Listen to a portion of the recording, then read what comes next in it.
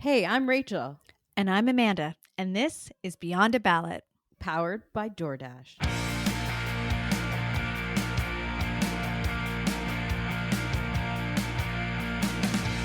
Hello, and welcome to another episode of the Beyond a Ballot podcast. Hello, Amanda. Hello, Rachel. All right. It's been a couple of weeks here. I want to be honest with our audience. We had an episode planned for you last week. We were covering the Conservative Convention, and I spent 3 days interviewing an incredible number of amazing, amazing women on the floor of the Conservative Convention in Calgary. And to those women, if you're listening, thank you very much for chatting with me. We had some audio issues. We tried. It was a very, very, very loud room. And to spare your eardrums, we decided we weren't going to air the episode. So I apologize, but I did want to make note of anybody who tuned in to try and hear the episode, because there was a couple of people that reached out to me about it. They wanted to hear what happened in Calgary, but here we are. It was a great convention. I will say that. It was amazing. Tell us about it. Do the recap. Okay. Well, here's the thing.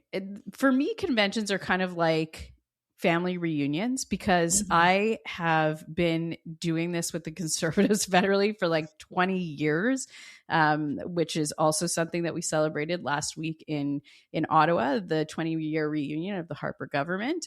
Wow. But this was the first convention in Calgary in 3 years. The Conservatives haven't had one in a little while. So I think that there was a lot of momentum in the room. Obviously, everybody was watching Pierre Poilievre.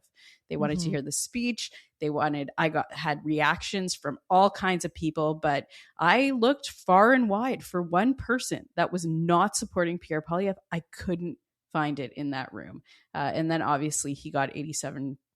Was it 87.4, I think. And will continue on as leader to the next election. So what was your takeaway? First, were you expecting that? Now, I predicted 90%. Oh, yeah. Were you expecting that number? I went into the convention at 80. And like I said, I walked around that room. I spoke to every woman I could. Not one person wasn't enthusiastically supporting Pierre Poilievre. And I started to think, is this guy going to get in the 90s? I did think that number might be higher than what he got. But I think everybody walked away saying, it's done. Let's move on. It's a pretty solid number. Now, the counter to that was that a lot of people said, like, this was fully architected. You know, it was held in Calgary. It was at the same time that the Ontario Conservatives were holding their own AGM. Yes. A lot of the dissent from the party has come from, Ford Conservatives who were not in attendance, tricky to get out to Calgary. So that was sort of the counter to it. So not that surprising that so many people in the room were enthusiastically supportive given its location. Do you agree with that? I think, it's also $1,000 to be in that room. Totally. Like, you have Also to pay to be there. And so what we saw was was not the, people that are like, yeah, I voted Conservative 2 elections ago, and like, I'm debating what I'm going to do. Like, these were like grassroots Conservatives, diehards, and longtime Conservatives, like people like me, who is a centrist, but, believes in the party, wants to see it form government. I actually did think there wouldn't be a lot of people from Ontario, because the Ontario PCs were doing theirs the same weekend. Some crazy people actually ended up going to both. So there were people there because they did 1 day in Calgary and then back to Toronto. So there are some people that are willing to do that. They love conservative politics that much. But I will also say it was a big room. It was 2,600 people. I was there for 3 days. On the third day, I was seeing people for the first time that I hadn't run into. So it was a really nice way to spend a weekend, a political weekend. Yeah. Okay, for people who aren't as familiar with conventions, Can you give just a little overview? I'm going to let you fully nerd out right now. Thank this you. This is like her favorite thing. Talking about this and like constitutional law and or regulations. Yes. She's so happy. Political conventions. Go for it. Tell us more. All right. So typically every party will have a convention, and the conventions play different roles. The majority of the time, it's the grassroots looking at policies. So what people don't actually realize is that it's not just about listening to the leader speak or like hanging out with your favorite MPs. It's actually about what the party stands for a lot of the time. So there will be motions from different ridings. And let's say like Vancouver Quilchena wants to change the flag from red to blue. So they would put a motion on the floor that would then be discussed by the party whether or not they're going to support it. And then there's an electronic voting system. And they have these little like things that look like blackberries where everybody decides if the party's for or against it. Now, the Conservatives have a rule that if the party is for something, the leader doesn't actually have to adopt it. They get the final say. But every party is different. Every constitution is different. And when the conventions take place is also different based on the party constitution and the leadership. So obviously the last election, there was a lot of questions. Once a leader loses an election, when does the next leadership review happen? And that's all based on the party rules. But anyone can go to a convention. Did you know that? If you're listening, you're like, I would do that. And you just, it's like political Hollywood there. You're walking around with all the MPs and everybody that wants to support the party. So it's worth checking out if you're interested. Did something happen with those electronic voting? Was there some kind of controversy? Yes. What happened? I kind of heard rumblings of this, but a few people took them home. Like many people apparently took. What? I know. Why? I don't know what they looked like blackberries. I actually for a couple of hours was like, why is everyone carrying an old blackberry? Like that's the way I think of conservative. I was like, this is like really old school.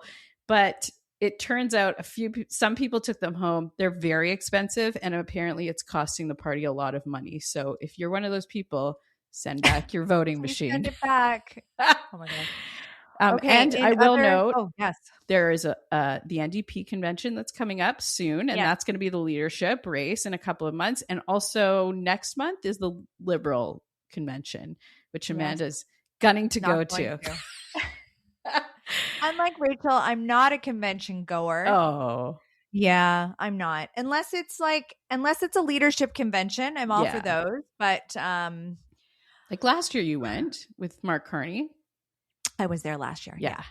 But I don't make it a habit of going to all the provincial and federal conventions. I'll be at the provincial as fun as they are. Yes. Okay. In other conservative news, yes, a conservative MP has recently announced that he is rejecting the pay increase or wants to reject the pay increase that MPs are entitled to. Mm-hmm. Tell us more about that. Well, backbench members of parliament today make over $200,000. I think when I started on Parliament Hill, it was like 80,000 or something. Like the jump has been a lot. I mean, obviously inflation is high, but this MP came out and he said, from New Brunswick, he said that he is going to reject this increase because of the state of the economy in Canada, that so many Canadians are struggling financially. And I told you, but my old boss, Scott Reed, he has long done things like this. I didn't know this. Yeah, he donates his salary or part of his salary to his riding for defibrillators every year. And what is the connection for him? I think he wanted to do something. I think that he saw that there was a need for them in the riding, and that was the project that he took on. And he's been doing that for decades already. So there's a lot of defibrillators in Lanark County because of Scott Reed. Wow. Yeah, it's pretty awesome. Fun fact. Okay. Yeah. Okay, so who is the MP? He's from New Brunswick. Mike Dawson. Yep. Okay.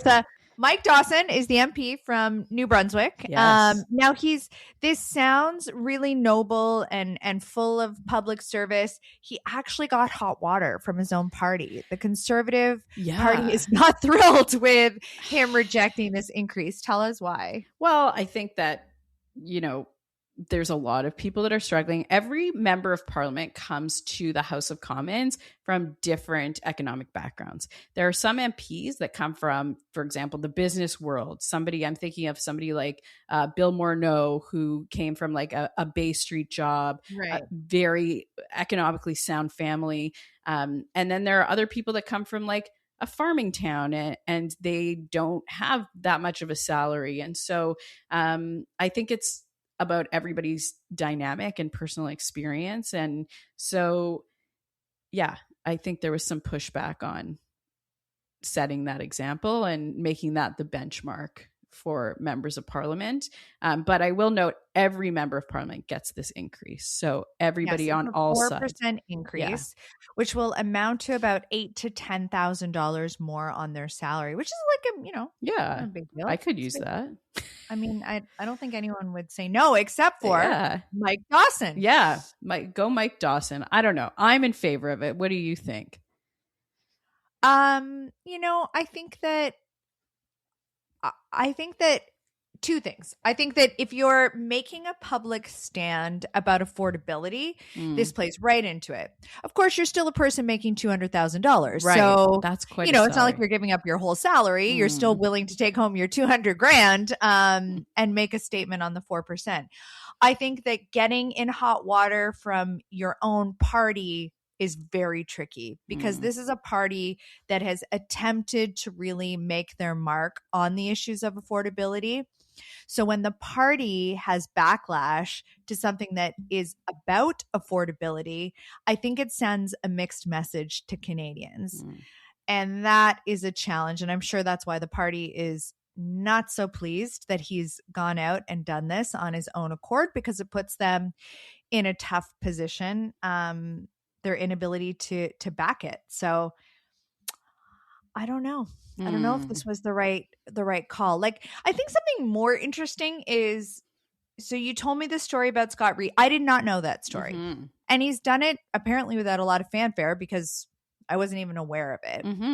So I think if you're an MP who's going to make a very public stand on not taking that 4%, and it is not the position of the party, that's a little more tricky territory for me. Yeah. I think that each MP, like I said, has to make their own decisions, just like each Canadian has to make their own financial decisions. But I think it is always good when members of parliament recognize that their salary comes from the public purse, from you and me. So I say bravo to him.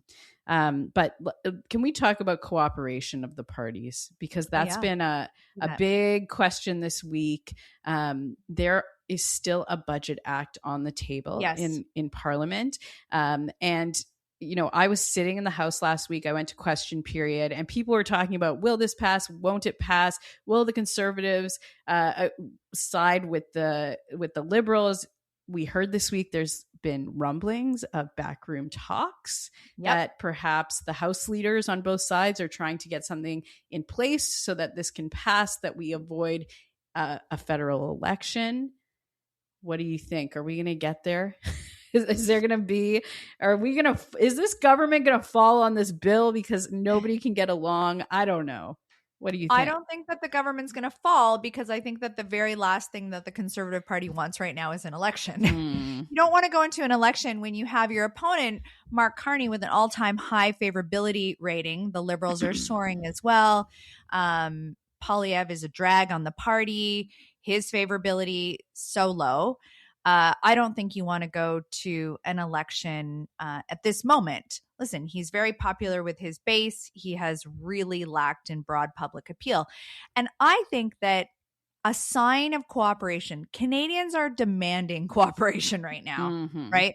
They want things to move forward. They do not want a paralyzed parliament. They do not want bills to be stymied. They don't want the gamesmanship. They're not looking for that. And they don't want an election. And I think they don't want an election. I don't think anybody wants an election. So I think that the message is clear to MPs, which is we sent you to Parliament to get things done on our behalf. Get it done. Yeah. And this is really the first test of that demand from Canadians. And I'm very hopeful that the parties can put some of the partisanship aside in order to move this forward. There's many opportunities for a partisan moment, for an ideological moment. But with so many Canadians waiting for Parliament to act, I think that this is not the time to stand in the way of that. So I'm very hopeful. What is your thought? I think this goes beyond the Conservatives, though, because, to their credit here, they did raise, I think it was like $84 million, which is the largest amount of money ever raised by a political party. So financially, like, they're ready to go more than anybody. But we have to look at also the opposition as a whole. You look at the Bloc and where they're polling right now in Quebec as opposed to the Liberals. And then the NDP, who are in the longest ever leadership race that we've been talking about for like 9 months. And they are on, I said on air on CBC the other day, the eve of that happening. So I feel like they don't want an election. The big question for me is, Mark Carney has a few seats that are he needs to call, Chrystia Freeland being one of them. There's a couple of by-elections. That's right. Are you going to be knocking on doors? I mean, I'm very excited about a candidate, Danielle Martin. Ooh. Dr. Danielle Martin, who I have followed for many years. She was part of the, I'm going to say this wrong, part of the administration, I think, at Women's College Hospital in Toronto. Cool. But you may remember her and Google her name. You're about to hear a lot more from Dr. Danielle Martin. She is a firecracker. She needs to be on this podcast. She was the one who went to the US, I think it was in front of the Senate, and argued about wait times. Oh, interesting. And her videos went viral. Wow. She is a powerhouse. She is brilliant. I've known her for many years, and she was recently nominated as the Liberal Party of Canada candidate in the upcoming University Rosedale federal by-election, and that would be to succeed Chrystia Freeland after her resignation. Okay. I don't know if the Conservatives have a candidate yet, but that is typically a Liberal riding. Chrystia Freeland's been there for a long time. But there's other by-elections that the Prime Minister will have to call. And he's still so close yet so far to the majority government. We thought, oh my God, before Christmas. Where is the last floor crosser? Well, that is hello. I like, this has been, you know how many times I've been asked, like, are there more? Like, do I talk to all of caucus every day? No. Do you know? I have absolutely no idea. But I will say, like, I've been with the Conservatives at both the convention and at Harper's reunion, and everyone was quite joyous and happy. So who knows? Who knows what'll happen? But we haven't seen a floor crosser. So the question is, does Mark Carney go to the polls or orchestrate some kind of fall of the government to get that majority? I feel like that's less likely to happen now. I just feel like, okay, I think that if he didn't have cooperation on the budget, obviously he falls on that. Yeah. Don't think that happens. So I think he's more likely to get the floor, either to get cooperation in order to continue to push things through, A, or B, gets the floor crosser, does well in the by-elections, gets the floor crosser to have that majority to be able to see him through the next couple of years. So you think he's still pursuing the floor crosser? I mean, maybe not actively, but I think it's out there. Like, I think it's a lot of people thought that a floor crossing would happen on the eve of Poilievre's vote. Yes. And I was a lot of people thought that. 100%. I kept hearing that. I was in Calgary, like checking my phone, thinking, is this going to happen? Nope. Okay, good. No. We're in the clear. Everyone's here. Everyone's happy. Great. We haven't seen it happen. I don't know. The big narrative that came out of the convention, actually, a lot of media questions about this when I was doing media hits. Will there be a federal election in the next few months, next couple of months? I don't I know. think I no. don't feel it. I think know, no. but everybody's saying it. Because people are opportunistic, and I think like We love talking about this, so why not? I can't imagine in the midst of all of this uncertainty and global chaos. And, I think a lot of Canadians are still feeling a lot of anxiety about the US, about tariffs, about cost of living, and to layer in another federal election to get those few extra seats because you're soaring in the polls. I don't love that message. Yeah. I'd rather see them attract somebody from another party to close that gap. I understand wanting the majority. I do, because Parliament has been so incapable of moving anything forward over the last couple of years that I understand attempting to get the majority when you're so close, right, in order to move the needle. I just don't know that Canadians have the appetite for an election right now. Totally. But mind you, look at Ford in Ontario. Yeah, he called it. He called it, and he won by a landslide. So yeah, and and nobody held it against him, really. I know, but he also pivoted to the national scene very quickly to being like Captain Canada instantly, and picked up so much support after that. Totally. I think that, I love democracy and like true democracy. And so I would hate for a government to form a majority with a floor crosser, because that would be like a huge bummer. But it's also really expensive to run elections. And I just don't want to spend that money right now. So we'll have to wait and see. And now a word from our title sponsor, DoorDash. We're proud to share that Beyond a Ballot continues to be powered by DoorDash. Just like we go beyond a ballot, DoorDash goes beyond delivery. Last season, we heard powerful stories about how DoorDash impacts communities across Canada. From entrepreneurs growing their small businesses to dashers earning income that fits flexibly into their lives. And this season, we'll continue to spotlight some of Canada's small businesses and dashers digging into their journeys.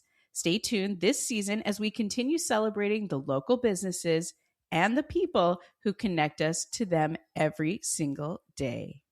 One more political topic, before we dive into a much heavier topic afterwards. And of course, that's Tumbler Ridge. But the big topic of the House of Commons in the last 2 weeks has been the most exciting thing in the world: electric vehicles.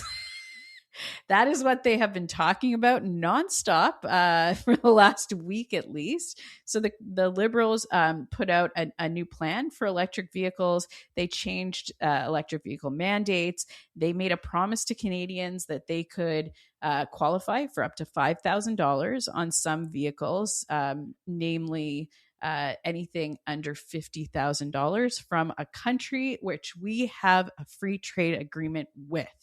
So if you're wondering if you can get a Tesla, I believe there's one model that would qualify under $50,000 if they remove a $2,000 fee that's on it or something. Like, the complexity of this qualification is wild. The Conservatives came back at them and said, why don't you just remove the GST from Canadian made vehicles and try and funnel people to buy Canadian cars? Under the proposed bill, only one Canadian car would actually qualify for the $5,000 rebate. And so this has been going on and on and on.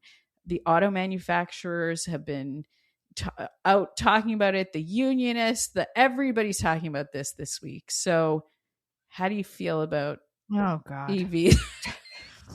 This is where we're at in Canadian politics.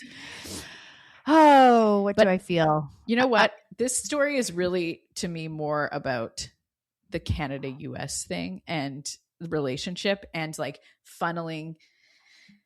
continuing on with this narrative that like we need to support our own Canadian-made things and Canadian automakers and Canadian workers. And so I think that for me, that's where the trouble here is. Not so much the auto sector and the $5,000, but how do we best position Canada in the global auto market? Yeah. Well, listen, like I think that there's a few things. Obviously, this is a shift in policy. Mm-hmm. The original policy was the EV sales mandate. They repealed that, Yeah, and now, as you said, they're introducing a rebate. I think these rebate programs can work, totally. I and agree. I think that it's a smart shift. Uh, this is in some ways also going to come down to communication. Yes, How do you simply 100%. communicate to That's it. Canadians Yeah. what this is? How do we continue to protect the environment? How do we consider people's affordability needs, cost of living? How do we supercharge our auto industry? Mm-hmm. How do we support Canadian manufacturers? All of these messages need to be really simply conveyed to Canadians. Yeah.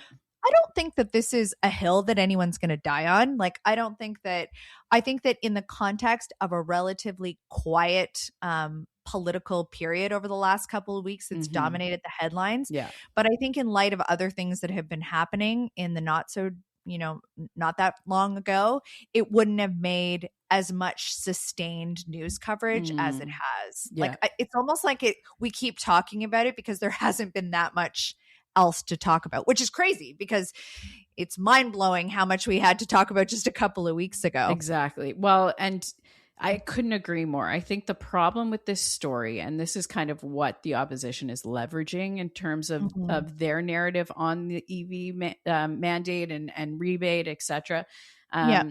is the fact that the government wasn't clearly able to stand up and say, our goal with this new plan is X. It's supporting Canadian industry. It's the Yeah. environment. Whereas Justin Trudeau came out and made sweeping changes to vehicle mandates that like all cars had to be electric by 2023. And that was Yeah. quite an ambitious goal, but it was clearly tied to environmental policy. And that was a huge part of that administration. Now Mark Carney has come out and a lot of people are like, wait, is this a reversal of an environmental bill? Is this Yeah. a Canada First bill? We're not totally sure. And so I For think that sure. part of litigating this in the House for so long in the last couple of weeks has also been trying to get clarity on like, what is this government trying to accomplish with this? And is this in the best interest of Canada in this moment? Yeah. And we know that a lot of Liberal MPs and ministers have attempted to communicate that it's really a shift and it's so not a reversal so much as a shift. Yeah, because the mandates are still there. Exactly. Yeah. So this balance between climate ambition and really economic consumer realities that people are facing, arguing that those incentives plus strong emission standards would drive EV adoption without those overly rigid sales quotas. Mm-hmm. At the same time, though, I think that they need to be talking about how this EV policy moves away from the sales targets, but that it has a mix of other things that are really important to Canadians, like the emission standards, like the consumer incentives, like the infrastructure investment. They have to continue to defend it. It's just a little bit of a murky message. Yes, it's exactly. A little tricky to digest.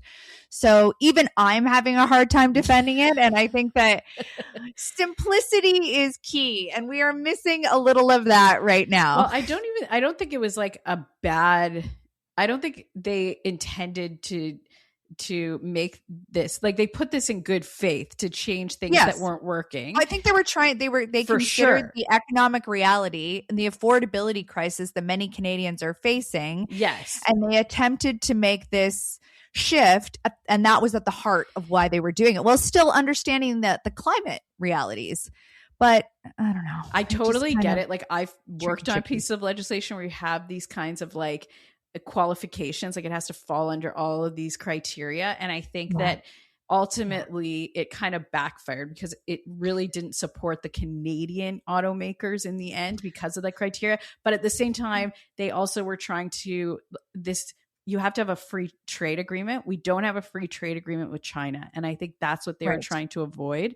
And so this was like a big shift in thinking, and it just like didn't really play out well.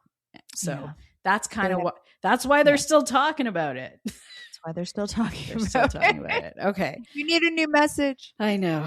Call us. We'll help you. Call us. Okay. Let's shift. Okay. I wanted to do this last because this has been an absolutely gut-wrenching week in British Columbia, in Canada for I mean, I'm going to talk about the reality on the ground here, in that we got word of the shooting in Tumbler Ridge like quite early on. There was a lot of messages going around saying there's been a school shooting in northern BC. Tumbler Ridge, for context for our audience, is a planned community. There's a lot of people that live there that work in industries in northern BC. They're well known for, like, I think they found 2 fossils of dinosaurs in Tumbler Ridge, and there's like they play up the dino thing. And so I've seen people posting their like dino souvenirs from Tumbler Ridge this week. Yeah. But I think this last few days has been very hard to digest, especially for British Columbians. This was supposed to be a big week politically. Our throne speech was supposed to happen yesterday, the opening of Parliament. We have scheduled the budget, which is slated to be a terrible budget by the government itself. They've come out and said this is going to be a very challenging exercise for them next week. It's going to be very challenging for British Columbians in terms of the economic impact and the number of cuts that we're anticipating. And so this week was already very fueled by a lot of these heavy things. And so I think that hearing the news, and for those that haven't heard, there was a shooter who shot their own family and then went to the local high school and ended up killing multiple 12 and 13-year-olds. There are others who are very terribly injured, and we're thinking about them, of course, but just an absolute tragedy for a very small knit community, and for a province that is now heartbroken. And it's been so interesting to just see the reaction from all sides of the political equation, the reaction from national leaders, from international leaders.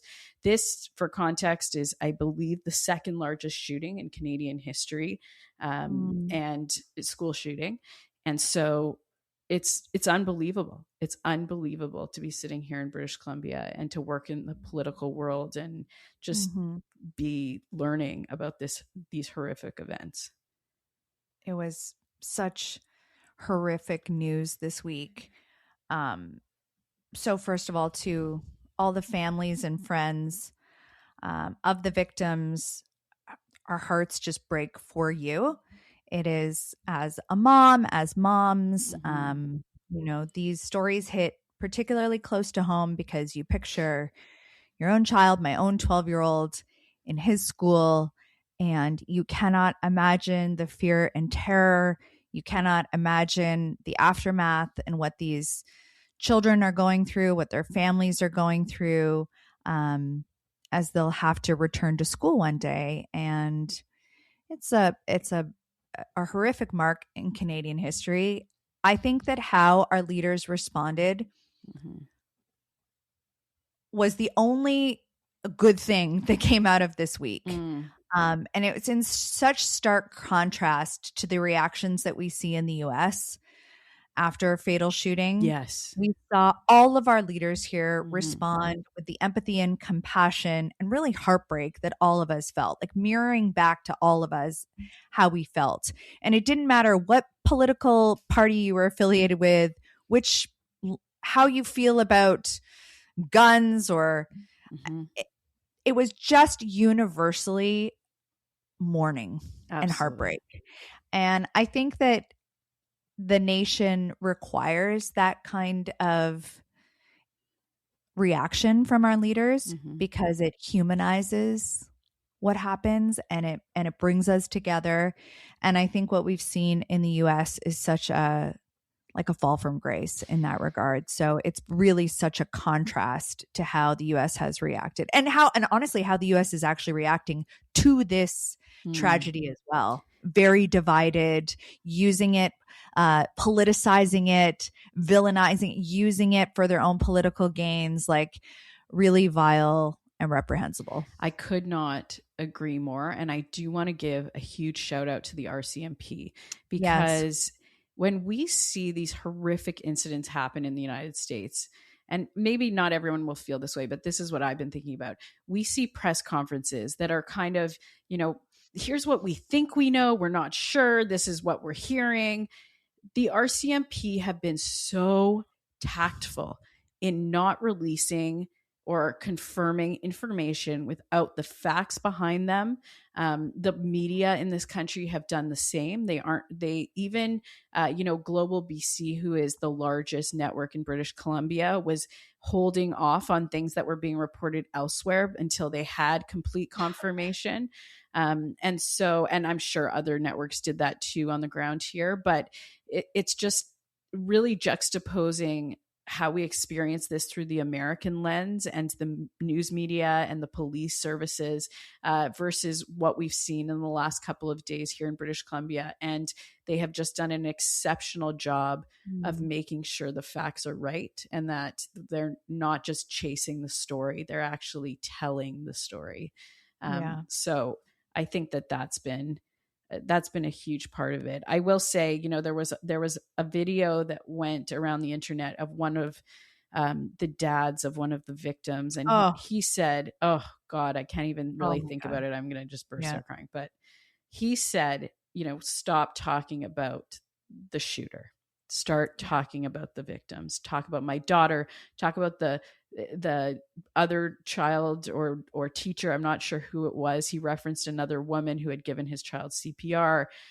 It's just absolutely the foundation of humanity that he was trying to highlight, and everything that went on in the school, outside of the school, the first responders that we've been hearing from that just witnessed this horrific scene. And so, I'll echo what you said about being a parent. I think every parent in the country has felt this very significantly this week. And it's a terrible thing that we have to deal with. It's terrible, and it should never happen again.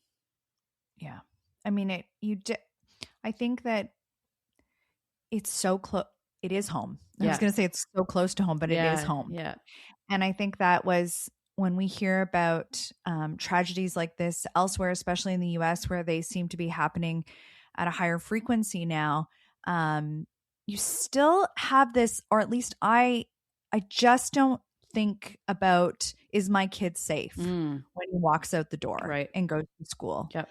I feel a certain level of safe, and maybe there's some naivete to that, but I don't think there is. I think generally speaking, our schools are very, very safe. Yeah. But when something happens that's so close to home, is home, you really do feel this wave. And, I think that, again, there needs to be a continued national conversation about mental health in this country, and how we are supporting what is, I think, a mental health crisis. I'm sure there'll be more on that in the coming days. But again, to the families, to the friends, to all Canadians who are mourning today, we're mourning with you. Absolutely. And on that note, I think we should leave it there. We will end just putting all of those victims in your mind and carrying them with you until we speak again. We'll talk to you soon.